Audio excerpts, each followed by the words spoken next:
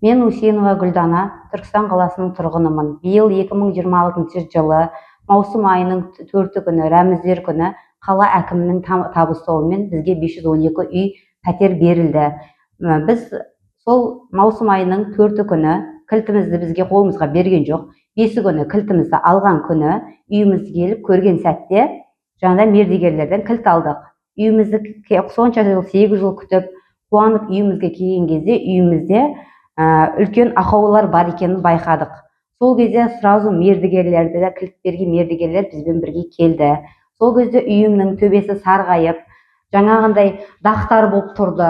Мен мердігерлерге көрсеттім, мына жағдайға не істейсіздер десем, мердігерлер біз оны 1 апта, 2 аптаның көлемінде жөндеп береміз деді.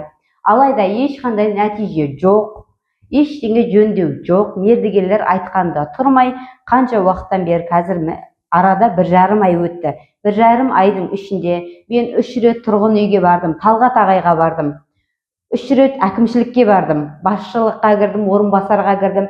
Болды, 1 апта істейміз, 10 күн істейміз дейді. Менің артымнан адам жібереді, келеді де олар әрқайсысын суретке түсіреді, қайтадан кетеді. Естіген ешқандай результаттар, еш нәрселері жоқ. Мен үйіме берілгенде жаңағыдай 17.600 теңгеден төлейтін үйімізге біз төлеп барлығын кірген кезде міне көшіп келе алмай отырмыз. Міне төбемізден келген кезде мына су өтті. Бұл судың өткен салдарынан бұл қабырғаларға өтті. Қабырғадан міне паркеттерге өткен, паркеттердің барлығы көтеріліп кетті.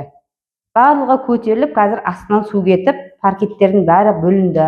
Абойларға қол тисе, қолынан ақ түсіп жатыр абойлар. Мен қанша басшылыққа барсам да, менің жан айқайымды ешқайсысы естімейді, ешқайсысы жауап бермейді. Болды, істейміз деп шығарып салады, басқа еш нәрсе көрсетілмейді. Кешегінде де, міне жалғыз бұл ғана ақау емес, біздің үйде кемшіліктер өте көп. Міне, мына жерден кемінде бір 20 жамау бар, 20 жерден кетіп жатыр. Суларымыз міне, міне осы үйдің жағдайына байланысты мен 4 күні алған кезде, дәл су өтпей тұрған кезде, мен әкеп қаншама кілемдерімді, люстраларымды ілдім, барлығын жасадым.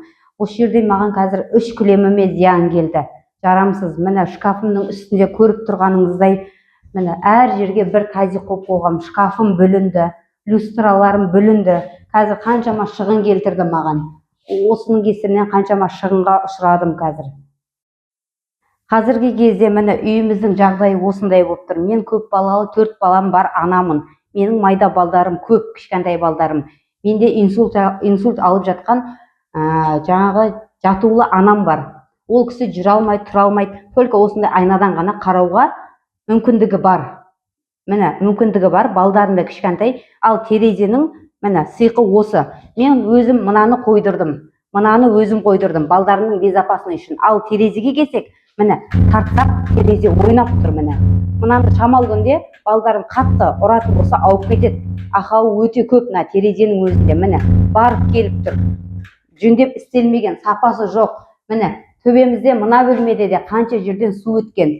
Міне қаншама еңбегім кетті менің. Осы люстраны алам деп қанша ақшам кетті мысалға. Оның үстінен де ақау болып замыкать етіп жатыр. Өшіп қалады. Міне төбесінің бәрі осындай. Бұдан өткен су міне қабырғалардан, қабырға арқылы міне мынаған өтіп жатыр. Міне жоғарысынан төбедегі нелерге өтіп, астындағы паркетке дейін өткен. Міне паркеттердің бәрі бөлінген, астынан өткен.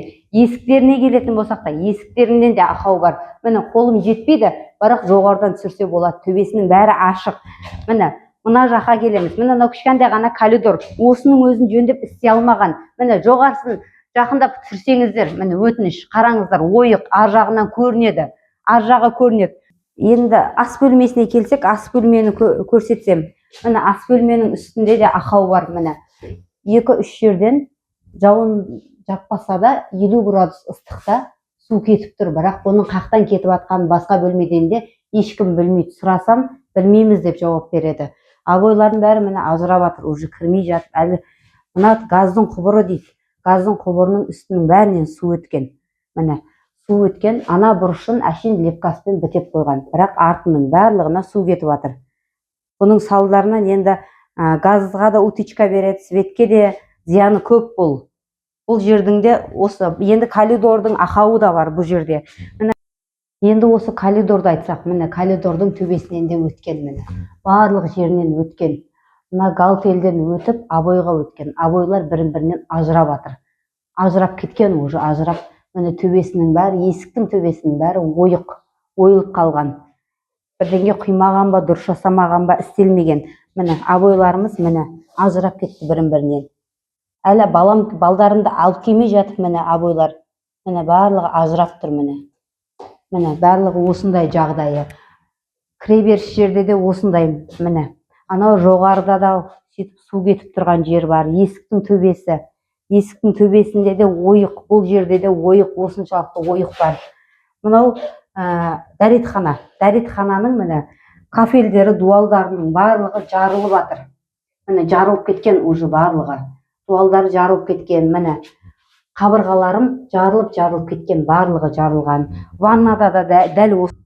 Міне ваннада да осындай ақаулар бар. Ваннада одан да көп ақауларымыз, міне.